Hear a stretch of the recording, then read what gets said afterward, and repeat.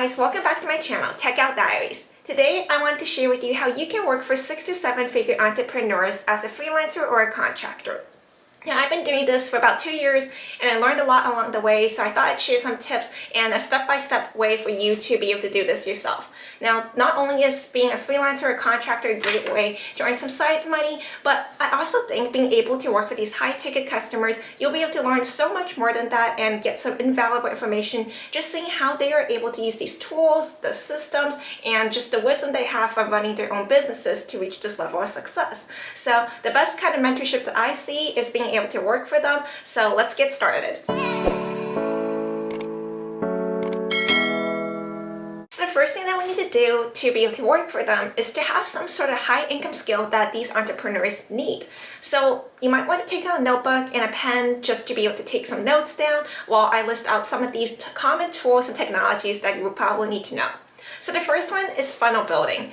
And this may be a little bit unfamiliar for those who are unfamiliar with sales and online marketing. So what a sales funnel is basically it's a website that leads a customer to land on it, and they will go through certain steps either through the click of a button and other text that they see on the page to be able to go through a process that eventually may lead in a conversion of a sale. So funnels are really important in today's day and age because a lot of websites, they don't just want it to be a static one-page site. They want the customer to be able to have an experience walking through this page to get to the next page, and it's sort of like a storybook where it takes the customer along on a journey before really presenting them with an offer to see if they want to purchase or not. So having said that, some of the most popular tools that you would need to know about funnels is ClickFunnels. You can Google it, and if you're familiar with this tool, how to build them, how to manage them, that will be a really invaluable tool for you to know.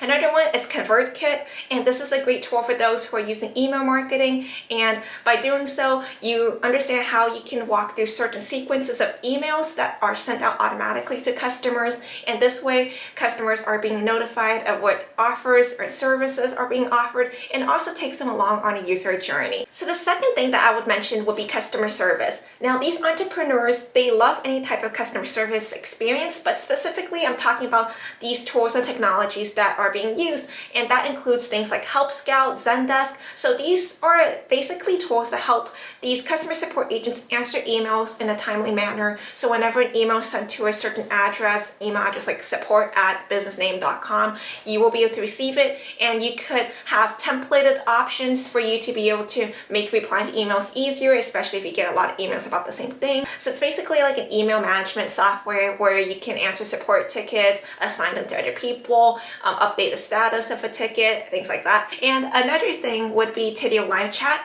So Tidio Live Chat is sort of similar to the email management system. However, it's more like a live chat option. So whenever you land on a shopping page, for example, when you see something pop up on the side that says, "Hi, is there anything I can help you with?" That's usually the live chat software that I'm talking about here.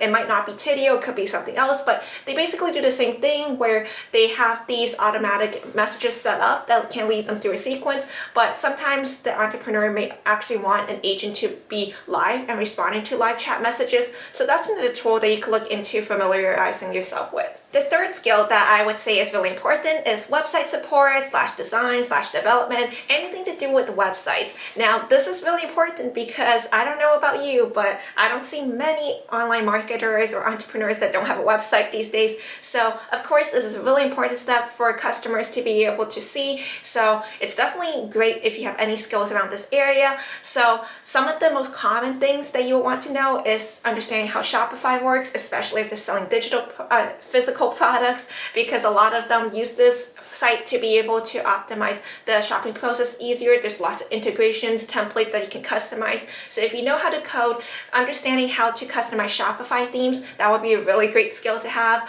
Some other things that you can look into doing is understanding how things like Wix or Squarespace, things like that work, and also being able to understand how these course creation websites work. So Kajabi, ClickFunnels, Teachable, things like that. If you're able to help debug, develop, and customize themes for these types of websites and platforms, that is really important and would definitely give you a lot of success in this field. Now, the fourth thing that I wanted to mention is social media management. Of course, this is one of the best ways for potential customers to discover these entrepreneurs online, and not only just making sure that you know how to make content, promote content, hashtags, SEO, things like that, but other great skills for you to be able to know is how to manage social media groups. So I'm talking about Facebook groups, Discord groups, Slack groups, things like that. If you know how to manage communities online, especially if you have digital products like courses and communities, things like that, this is really great because then you can take off the moderating and the community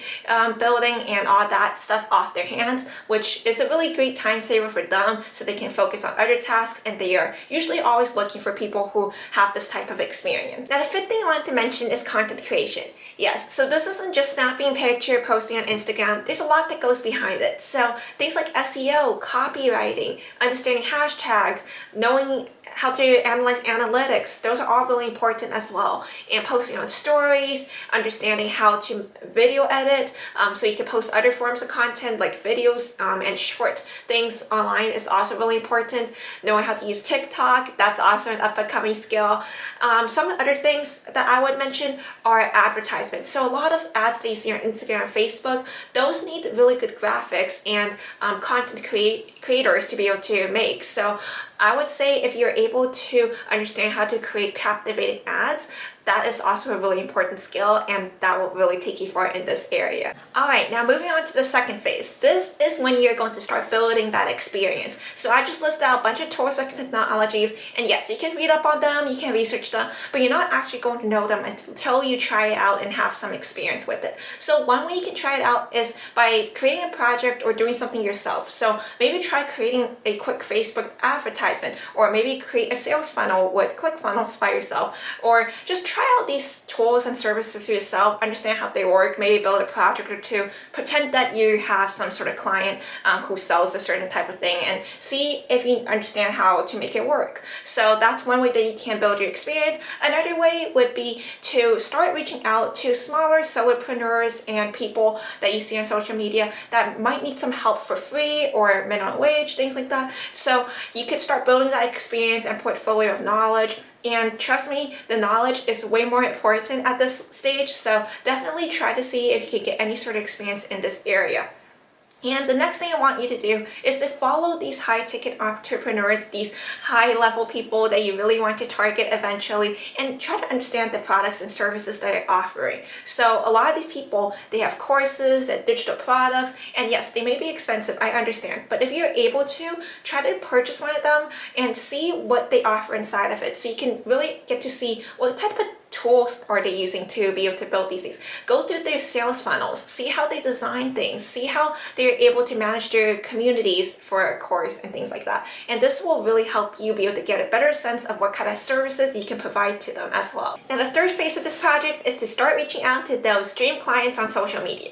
Now, the reason why I say social media is because a lot of them, they actually respond personally through Instagram or something like that, and they check it all the time because they are online entrepreneurs. So when you are reaching out to them, don't just reach out to one or two, because not all of them respond or check it, and a lot of them, they will just ignore them. So reach out to maybe like 20 at least, and then just give a brief introduction about who you are, what are sort of the skills and services you offer. Make sure to mention the specific names of the tools and technologies that you know, and give them some experience about how you were working with these tools before, which you should have if you followed phase 2 of what I just mentioned. And they will probably invite you to like a quick interview, call, or a meeting, and this is when you would probably ask about what kind of things they do. You should have researched them already, and they'll probably ask you about your services. And when you're negotiating your rates, please remember to don't set the bar too low for yourself. You want to set the expectations higher for yourself, so that even if they counter, it will still be something that you're happy with. So don't underestimate yourself. You have the skills by now, and you should be able to confidently enter this meeting knowing that you are able to get what you deserve. Now, remember, as a contractor, a freelancer, you are able to take on multiple clients. So this does not have to be like your full-time job or anything. You can work as much as you want or as much as you like. So this is honestly a great way for people to work, because if you're somebody who doesn't want to work a full-time job, you could even do this. For people who have other things going on the side, you could still be a freelancer or contractor, just part-time. So lots of opportunities for people out there. And if you enjoyed this video, don't forget to give it a like and subscribe to my channel. If you have any other questions about freelancing or being a contractor, don't hesitate to ask them in the comments below. I'll be looking. So yeah, I'll see you guys next time. Bye.